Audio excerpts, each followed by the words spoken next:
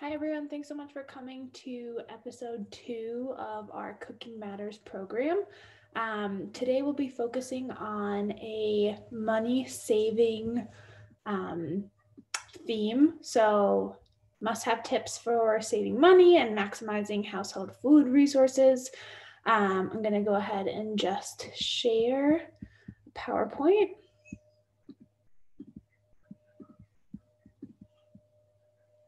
All right, so I hope everyone can see the slide that I have up. So as I said before, today we are focusing on money saving. That's going to be the theme of today's class. And we're going to go through the 4 goals on the right-hand side. So we're going to be focusing on how to use up all the ingredients you have access to, utilizing hard to use ingredients in a variety of ways, and how to save foods you can't use right away. And then finally, how to limit food waste with children while still introducing new foods. So really today is all about maximizing the food that's available to us. So most people want to save money and most people feel guilty when they waste food. So we're going to cover some tips on how to reduce costs and also reduce food waste. So we're going to dive right in and I hope you learn a lot. So today we're going to be making this Southwestern black-eyed pea and corn salad. You can either screenshot this slide or we will have the recipe included in the resources that will be found on this section of the website as well. So feel free to print that out and pause and you can follow along, or you can just follow along without the recipe and without doing it yourself. So this salad makes a great side dish and can be paired with tortilla chips, pita chips, crackers. It can be a topping on a burrito bowl or in a burrito, tacos. It has a lot of uses and it's utilizing a lot of like canned ingredients, which are really cheap and do not go bad, which is great. So let's get cooking. So I'm going to stop sharing. And I'm going to transition over to our workspace. And unfortunately, you won't be able to see my face, but I'm going to position it so you can see all the ingredients and how I'll be arranging everything. So,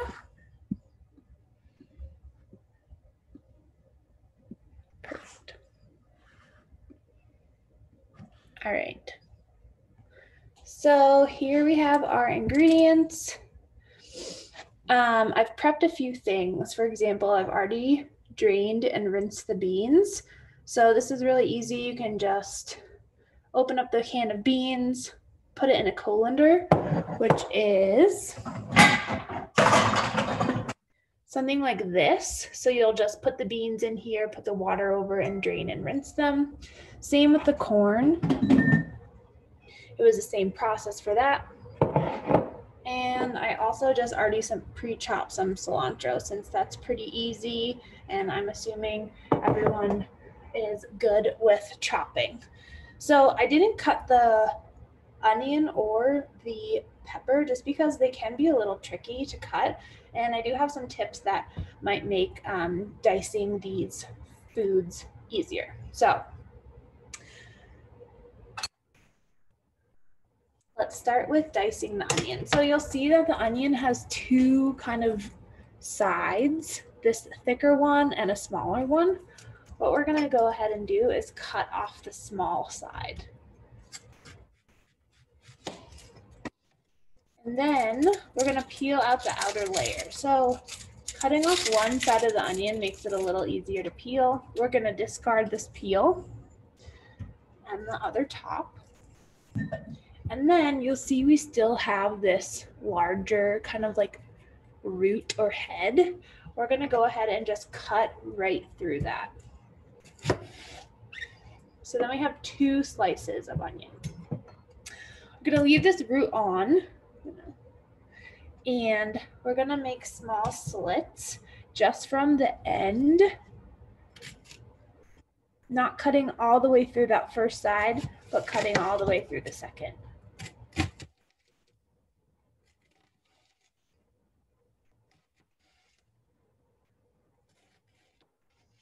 Basically what we'll have now is a cut through onion with this kind of root end.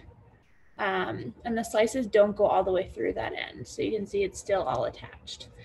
And then what's great about this is that I think the hardest part about chopping an onion is that when you're cutting it, it kind of all moves around. So this kind of anchors those slices in place. So then you can just chop down.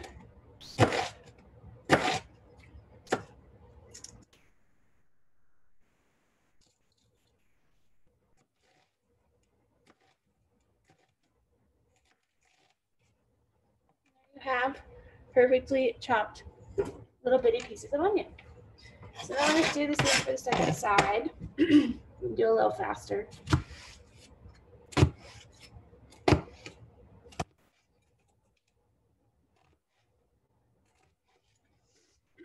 Again, we didn't go through that side with the bigger root on it. Then we're just going to go ahead and slice down.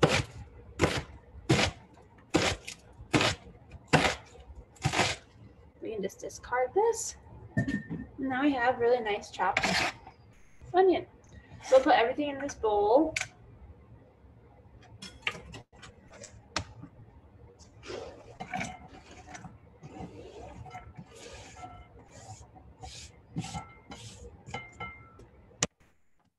And I forgot to mention, I had pre-washed all of these things. So just run it under water, give it a nice scrub. Not as important for the onion since you're peeling out the outer layer, but still important.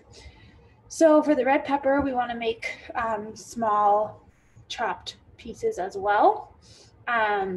What some people do, they pull out, like they cut out the top and then pull out the insides. But what I like to do is just slice from the side. So then you just bypass all of those inside seeds and that inside membrane. So what we're going to do is just make slices around the top like that. And so I'll see if I can. So what we'll do is just slice like that. And that way you get a perfect outside of the pepper and you leave all that inside seeds in there. So again, just slicing around.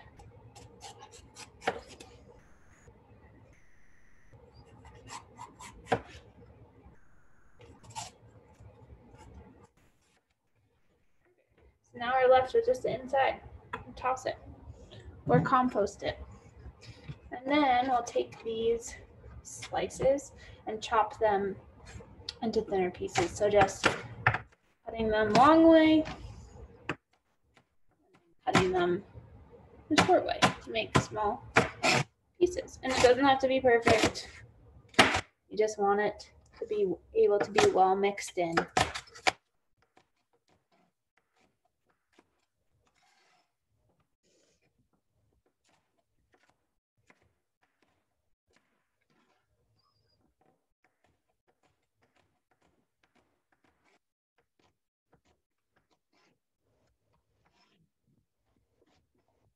I find the easiest technique for chopping is to make sure you're pushing forward with the knife while also chopping down. So that will give a nice solid chop.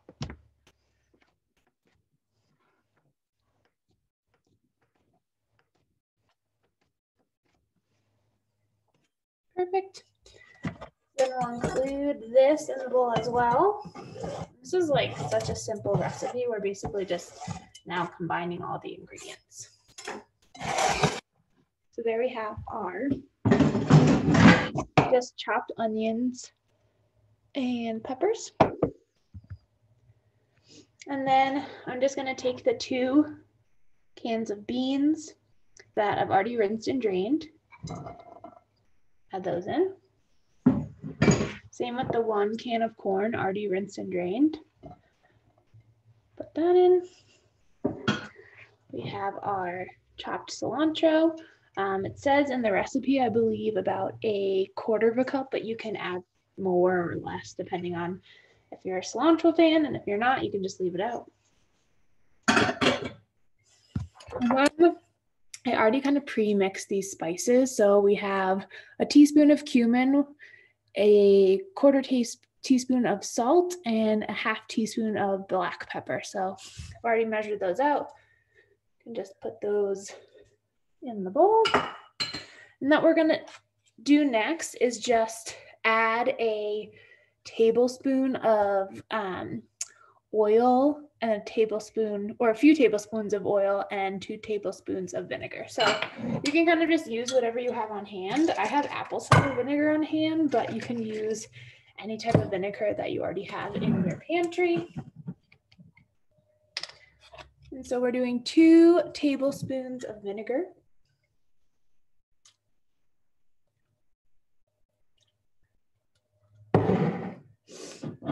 And then 3 tablespoons of canola oil.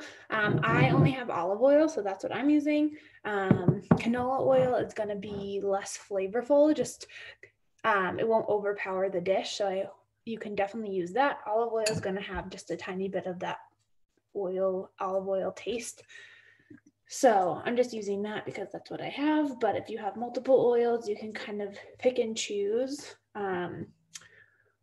whatever oil that you kind of like want the taste of or you think would be good in a salad.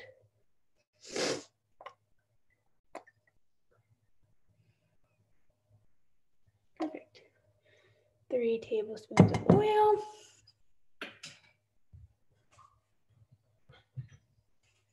And then all we're going to do is just simply mix it up to make sure everything is well mixed.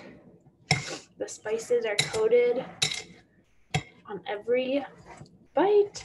Same with the oil and vinegar. So you have a nice taste in whatever bite or scoop that you're taking.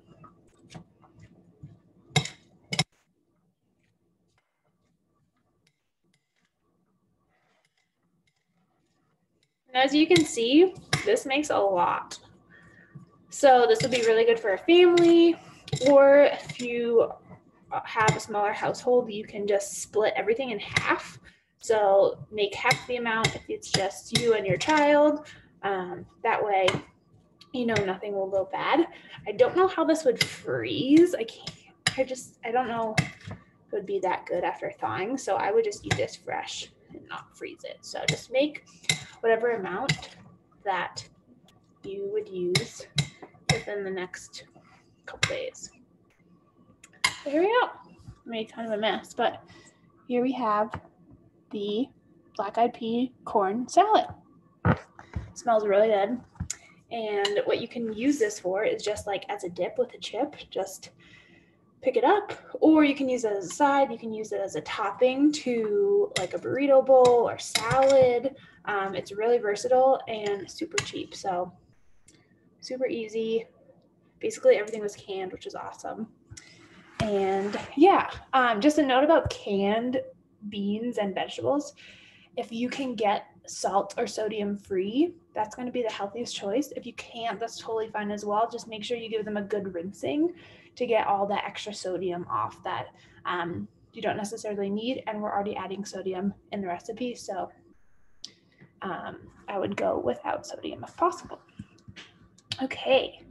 So let's just go over a few questions. I'm going to share my screen again.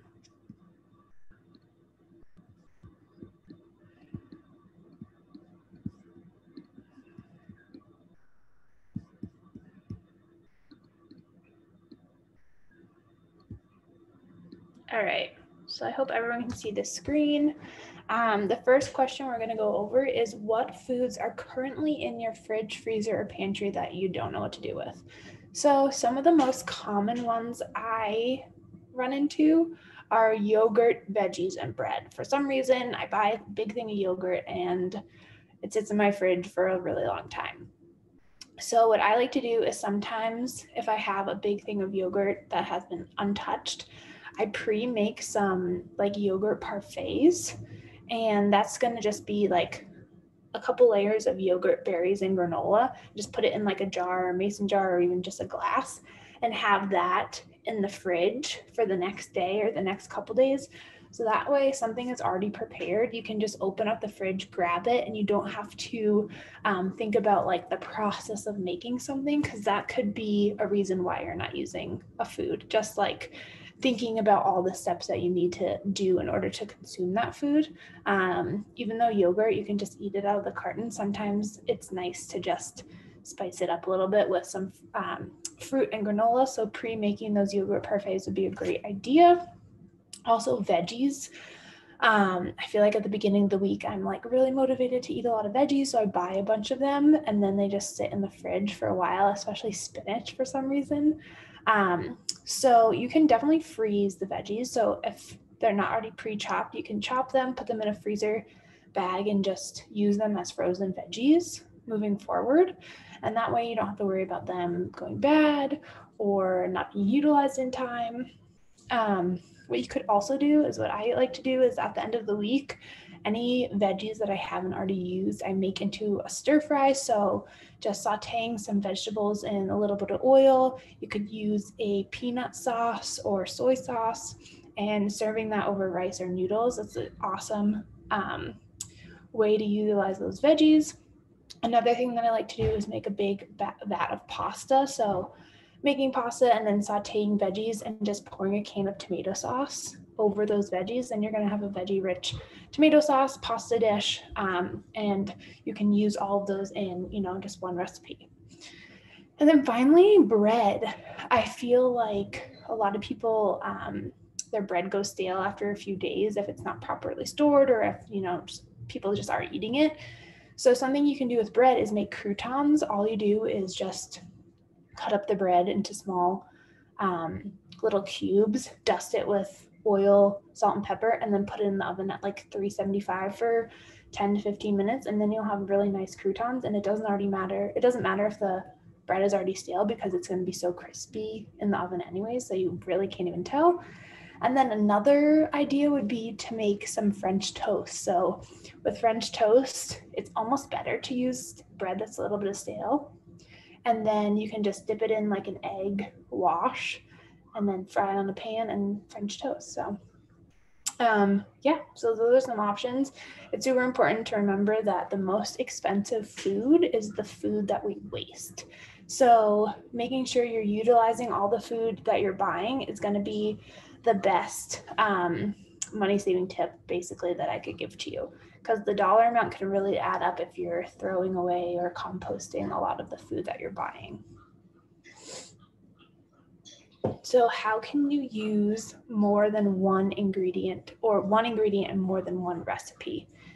So for example, making today's bean and corn salad, if you decided to make half of the recipe and you're left with, half used can of beans or half used can of corn, you can use up those ingredients in other recipes. For example, you could use them in taco bowls and burritos. You could make a chili with beans and corn, or any other type of soup.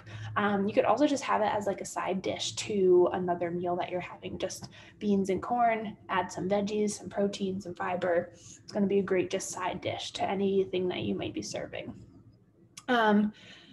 And it's super important that you remember that recipes are just kind of a guide, rather than a set of strict rules.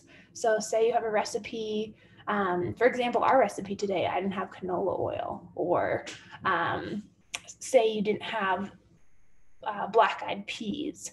You could use black beans or olive oil like I use, just based on whatever you have in your pantry at that time.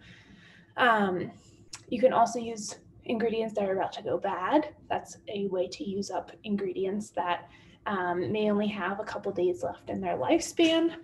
So you can make changes to recipes based on like what you have in the pantry, what's in season, what's on sale, and the amount of time you have to cook. So if you wanted to spend all day in the kitchen, you could get dried beans and cook them up and make them your own with seasonings and spices. Or if you don't have a lot of time, just use the canned. They're just as good.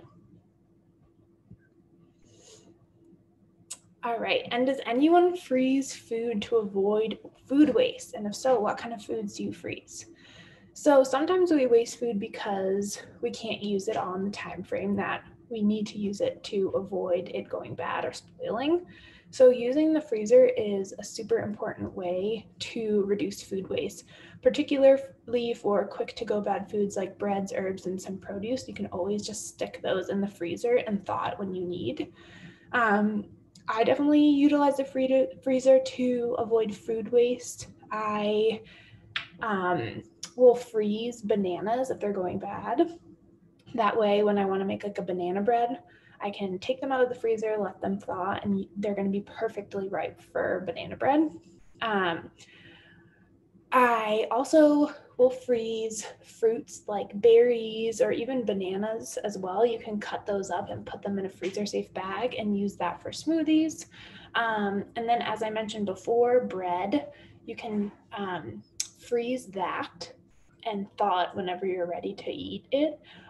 Or if you don't want to utilize the freezer, you can make it into croutons or French toast. Another way that you can use the freezer is by making a large batch of something and then freezing part of the meal after preparing it. That can save you time in the long run by having ready to eat meals already pre-made in the freezer that you just need to thaw or microwave or heat up on the oven. If you have like a busy day or busy night, you can just defrost them and you have a meal. And then lastly, is kids' wasted food a problem in your house? So I feel like that might be the case for most of you. So I'm going to cover some tips on how to reduce food waste for your kids. So the first one is try to offer small portions, like one at a time, when introducing a new food. So a taste is only the size of a pea. So you can have your kids taste just a small amount of a food or recipe to see if they'll like it instead of, preparing this large meal for them and they don't like any of it. So it's important to remember also that kids' tastes change a lot as they grow. So studies have shown that it can take more than 15 times for a kid to taste a new food and actually decide if they like it or not. So super important to be patient and don't give up when having your kids try different foods. And then consider using frozen fruits and vegetables for initial tastes.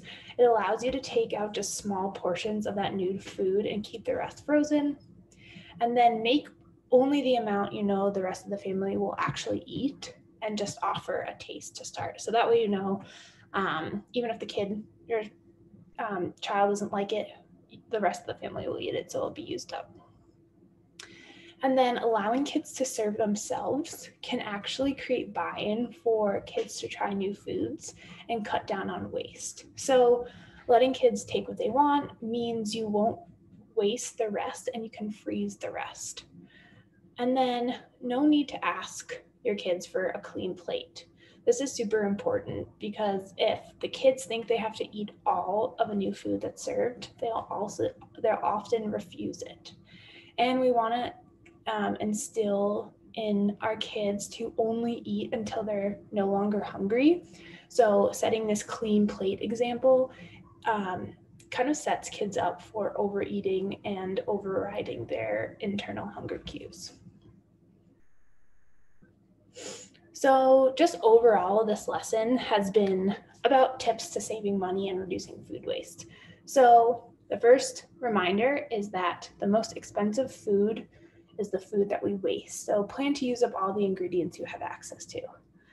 Tip number 2, use your freezer to save money by throwing less food away and freezing more foods that you're either not using or are about to go bad.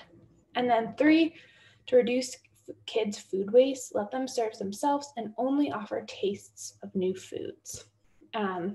So as a piece of homework, I want you all to pick one goal that you want to implement in the next week or 2.